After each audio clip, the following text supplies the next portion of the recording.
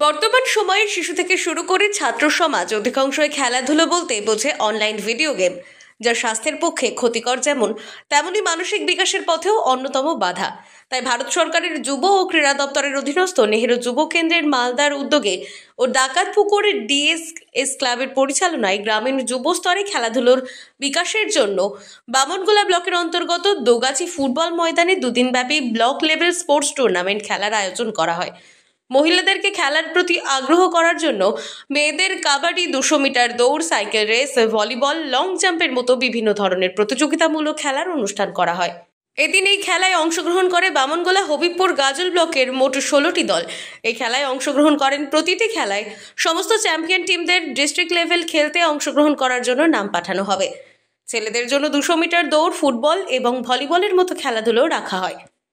এই টুর্নামেন্টে উপস্থিত ছিলেন ক্লাবের সেক্রেটারি হরিপদ মাহাতো, সভাপতি কনক মাহাতো ও ক্লাব সদস্যরা।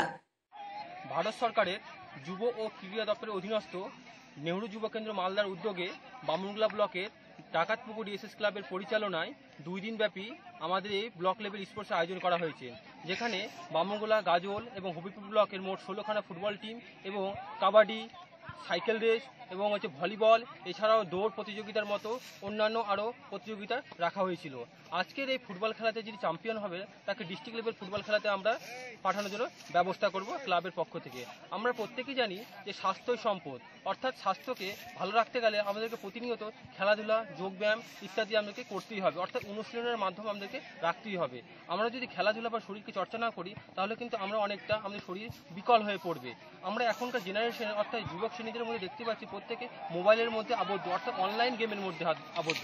কিন্তু অনলাইন গেমের মধ্যে আবদ্ধ হলে চলবে না, অর্থাৎ আমাদেরকে ডিজিটাল হতে হবে ঠিকই, কিন্তু আমাদেরকে অনলাইনের পাশাপাশি আমাদেরকে স্বাস্থ্যকে ঠিক রাখার জন্য আমাদেরকে অবশ্যই যেটা অনুশীলন অর্থাৎ খেলাধুলা করা আমাদের উচিত প্রত্যেকে।